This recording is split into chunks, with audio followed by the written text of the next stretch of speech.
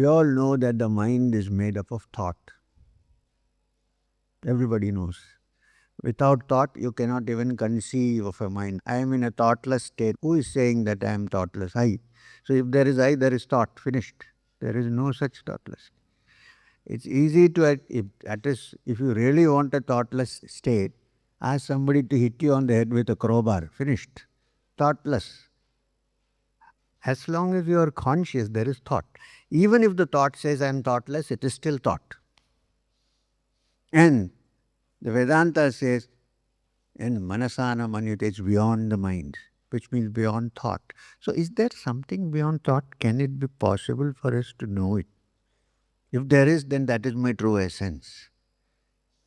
Now, we think that thought is going on continuously.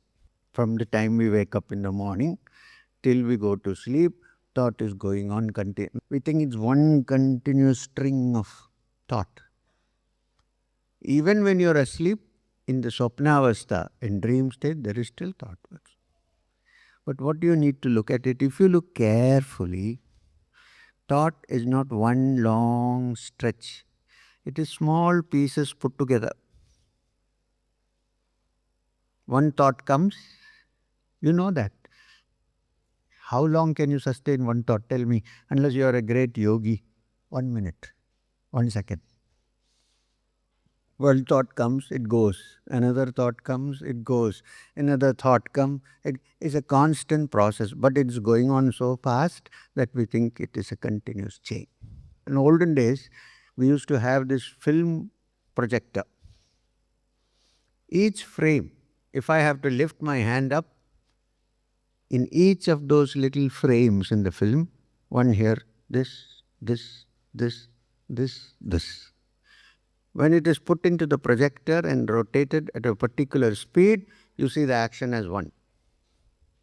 In the same way, the mind has its own projector rolling. Even though thought is actually in bits, small bits, one goes, another comes, one goes, another comes, we tend to think, this is called Maya, we tend to think that it is one whole. Now, suppose it is not one whole. At least imagine that it is made up of bits, small bits put together. If there are small bits put together, and if it is not a continuous chain, then there must be a gap between the two. Even though you cannot touch it, so small that you cannot probably see it, but there must be a gap. The example that I told you before, when I crave for something and I acquire it, for a short period when I am not craving, even if it is for a minute or a day or 6 months, during that time when I am not craving, I am somewhere in the gap between two thoughts. That is why I feel enjoyment. Not because I have acquired the object. It is because the mind has stopped craving, so I have touched the gap between two thoughts, and in that gap is my true essence, which is Sat-Chit-Ananda, the truth. And that need not be found in the forest, it can be found right here. And there is no way out. Either you find it now or you never find it. Now meaning not that you should sit here and go out and say I have got moksha. That's not what I am saying.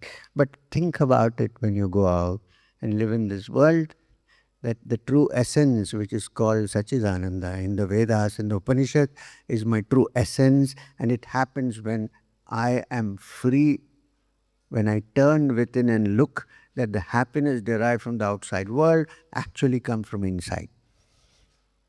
It's my true essence. I don't have to do anything about it. It is my intrinsic nature, that happiness. And that is why it is called Sat-Chit-Ananda. Why Sat-Chit? What is Sat-Chit? Sat, Chit, and Ananda. So Sat means that which is true, which means that which is permanent, which is always there, as opposed to this world where it is here today and gone tomorrow. M is sitting here and talking today. After some years, where is M? Gone. Yes? So, this is not Sat, it is Asat, that which is not true. That which is true should be there forever. It cannot come and go. Cannot neither be created nor destroyed. It is to be there. So anything that we see in this world seems to decay and die. So it cannot be the truth. That Sat, in essence, says the Upanishad, is your true essence, which you see as the gap between your thought. When the mind is free of all craving and completely silent, then perhaps there is a chance to touch my essence, which is the Sat. This world always tries to present itself as Sat. But if you look carefully, you can tear the veneer and the facade and see the truth. Now, that Sat is also Chit, which means it is of the nature of consciousness. It is not a material object. It is of the nature of Bodha, consciousness. This Sat is no different from consciousness. Not consciousness of separate you and me. Consciousness is one as a whole. Prajnanam Brahma. Derived from the understanding, I am Atma Brahma. I am talking Vedanta because I am sitting in Sringeri. Well, it's not so easy to understand Vedanta. Grammatical discussions may not sort our problem out. Adi Shankara himself sang the Bhaja Govindam. Samprapte sannihite kale, your time of death is approaching. Nahi nahi rakshati dukrana karne. All these grammatical discussions are not going to help you. Bhaja Govindam, Govindam, Bhajam, Mudamate. Nobody likes to think that they are Mudhas. Everybody is wise. So, being intelligent human beings, and since we think we are very intelligent, intellectual beings. So, Sat, that truth which is eternal, which is not far away, but it is your inner essence. I am Atma Brahma, Mahavakya. So your own self. That is of the essence of consciousness, which is Chit. And how do we experience this? As Ananda, as bliss. And that is what we desire even in this world when we look for happiness. You're actually desiring for that inner bliss. We think we can find it outside, but we can't. It is right here.